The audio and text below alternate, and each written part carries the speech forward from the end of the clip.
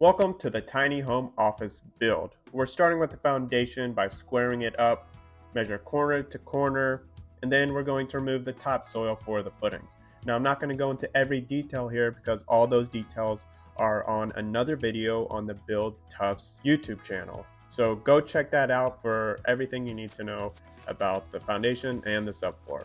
But continuing on, we got our rocks, and then we jump into our tuff blocks. So we're going to be starting with this side of the deck, which is the highest point, and I'm going to be lifting up only a little bit. So we have a tuff block right here on the corner. The joist is going to sit on the post right here, there, and then it's going to sit this way.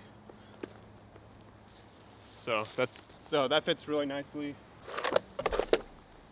All right, there we go. Now this is sitting on the front part of the joist, which this is going to be where all the joists hang. So we're gonna have joists going this way and we're gonna put the hangers on there, which I will show you pretty soon. But before we do that, we're gonna temporarily seal this down. So we're gonna get everything leveled up here and cut our 4x4 post. All right, that's close.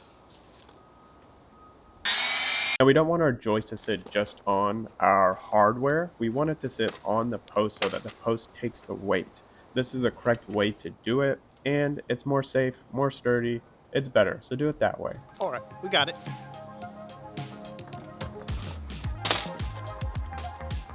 All right, let's talk about something really important. This video is brought to you by Build Tuff. You can use this with 2-inch joist here, goes this way, or you can use it with 1-inch joist, which go this way, or you can use it with a 4-inch block. This is recycled material, but it's super durable, and it can hold weight up to 1,700 pounds, and the breakage weight on this is way more. It's like 10,000. So I'm really confident in this solution. If you're interested in checking it out, link in the bio, of course, and we will continue on with the build. But first, I'm just kidding, I just did a sponsored video. And I basically make my way around the corners to make sure everything's leveled off. And if you need to, use some shims and then make sure everything's square again. And guess who showed up?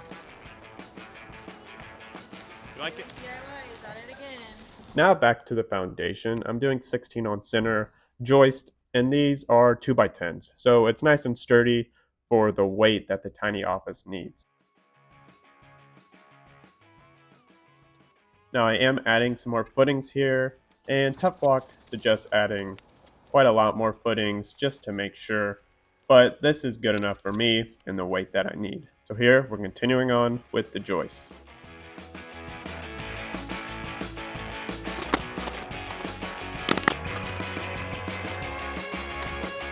All right, next up we have our joist hangers. These are joist hangers you can get just from your local department store. Add these, you need them. Now we use structural screws, 4 for each post, and then 2 for the rest of them. This side, 2 on this side.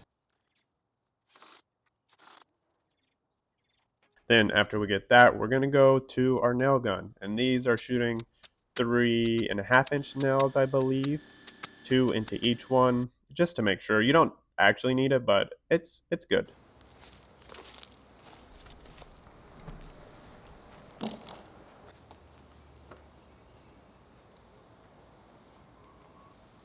All right, next up here, we're gonna insulate the flooring with this floor. Now this is R5, I believe, 1-inch R5. This one doesn't say it. This is only part of the whole sheet. They come in 4x8 sheets, and they can easily snap apart, but I need to cut it down further since I'm doing 16 on center, and this is 16 inches wide. So I gotta fit it in between the joists. These up that I cut. And so we're gonna put 2 on this side and 2 on the far side, and then we're gonna put those there and hope they stay.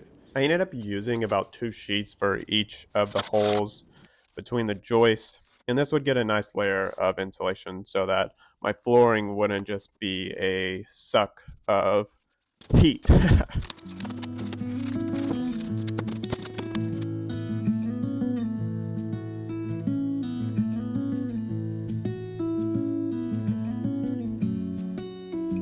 Alrighty, we got the big gap filler.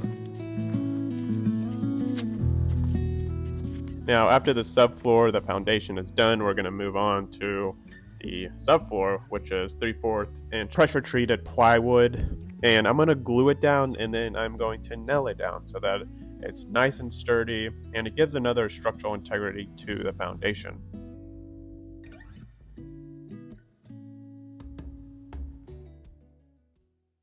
And after that, we're moving on to the walls. Now, the walls are going to be 2x4s, but they're going to be 8 feet tall on all three sides. And then on the front side, it's going to be 10 feet tall.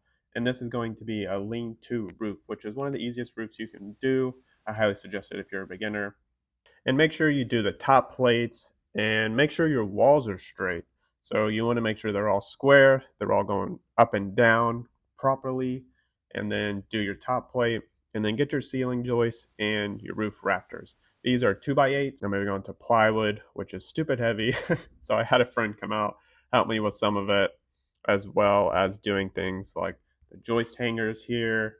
And this is just to add another level of stability to the build. You don't really need them, but you might need them for your area. So just be aware. So we get some more plywood, do the trim, do more plywood on the roofing, and then he also helps me put some shingles up there as well as the underlayment for the shingles. Now, for a roof, you need the underlayment, you need the shingles, and you need the drip cap. Cowabunga! Layer it. Start from the bottom, lay it to the top. In that corner, though. And I also add one vent to the roof to make sure that heat is coming out properly. And I installed it wrong the first time, but now it's correct. And so there, you got a shingled roof, cheap shingles, but hey, it works. Moving on, we're just getting the rest of this stuff up so we can get our plywood on, and then we're gonna wrap our house, our little tiny office. You know, we wrap it up to waterproof it, we tape it, tape the seams, and everything is waterproof. Now, I'm gonna get into the window here where I'm just gonna cut the whole thing off. I'm not gonna fold it in, and you're gonna see different opinions on this, but I think this is the best way to do it.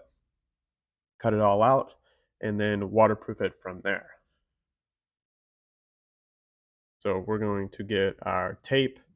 Well, first off, we're going to check to make sure the window fits, and then we get our roll of waterproofing tape here, and we stretch it out onto the ledge from the wood onto the paper into the corner. Make sure your corner is nice and good, and then I'm going to show you more of that in a sec.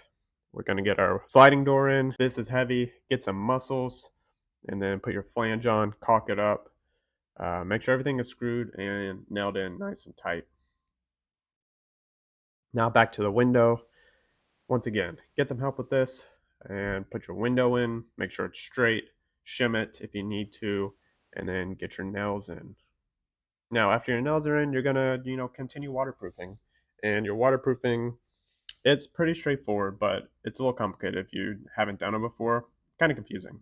But you're just gonna get this nice sticky tape here and put it on your window flange. Now, you're going to do the left and the right, and then we're gonna move to the top here in a second. But first, we're gonna do a drip cap on the window and the sliding door, which is wrong. I did this wrong, and I'll show you in a second. But the way that I do it is correct, just where I put it is incorrect. So you want to put your drip cap above your trim, not above your window or your door. But you're going to do your drip cap, you're going to nail it in, and then you're going to put the waterproofing tape back on it, and then you're going to tape the corners so your paper sits over the tape. Now we're going onto our siding, and that stuff is insanely heavy. I did get my electrical paid for to dig the hole, run the wire, and run my Ethernet cable through, which I'm showing here, this long underground Ethernet cable that's going to go from my modem through the house, through the hole, and into the office. Now, continuing on with the siding and continuing on with the waterproofing. Here we have another Z drip cap, and that is the transition between the siding, which you definitely need. And here I'm going to try to fix this with an angle to the trim. The trim is going to sit on top of the siding, and I'm going to nail it in, and so whenever water comes down, it's going to go over the siding and it's going to fall down instead of sit and pull up on the trim. Now the drip cap is under the trim, and that's a mistake. The drip cap should be above the trim, but I'm hoping that this solution will work. And I do the same thing with the sliding door here.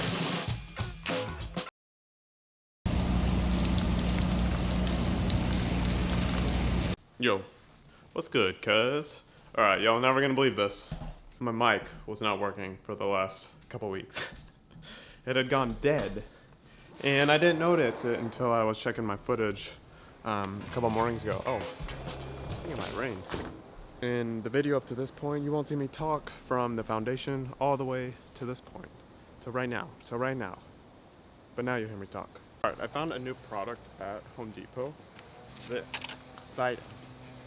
Yeah, it doesn't look new, but it's not HardieBacker. Look, it's like engineered wood and it's pressure treated. I think it's pressure treated, but we have them here and I wanted to try them out. And you don't have to deal with the sawdust or the dust of the HardieBacker, which is really bad for your health. So, see how it works. This manufacturer stuff is really awesome. I'm just glad I don't have to deal with dust, and it's easy to install, pretty lightweight, and yeah, it's nice. So I move on to the soffit, and I just shove it up there. Make sure you measured it out, nail it up there, and then put a piece of trim to cover up the rest of that hole. And after that, I do the front side as well. Yikes. Sounds like it's gonna rain here in a second. Hope I can get this up now. And I do suggest getting hand with this or use a bigger ladder because this is kind of dangerous.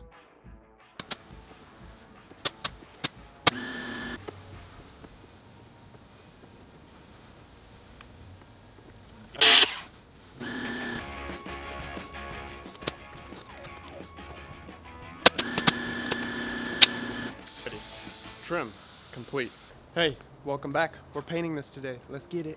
My paint option here is quite simple. It's white. It has a nice little gray tint to it, but it's white, and I'm going to put dark gray on the top trim. And that's about it.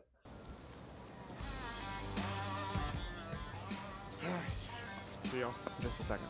Now we're going to move on to my little deck, which I do have a full video out on it. Tough blocks can hold a lot of weight. And I tell you how to build it. So go check that out.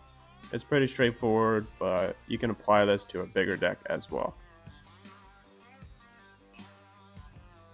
One thing you can do to get your foundation to make sure it's more tied down, you can get some tie downs. So these I bought from Amazon. You can link them in the bio. And The only thing I will say is make sure you get the attachment to drill these things into the ground, otherwise it's kind of a pain. So this was really easy to do and secure. alrighty, now that's tied down. So we got 2 on the big, 2 on the small, and it's looking good. So I'm excited now. I guess we're basically done. Woohoo!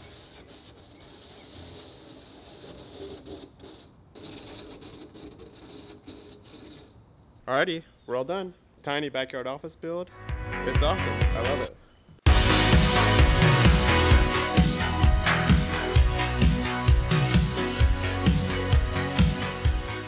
Tiny deck, tiny office. It's perfect. Thank you again to Build Tough and their product Tough Block. Super awesome. Thank y'all. And make sure you go subscribe to their channel, subscribe to my channel, and we'll see you in the next video. See you later, and I'll see you out there. Bye.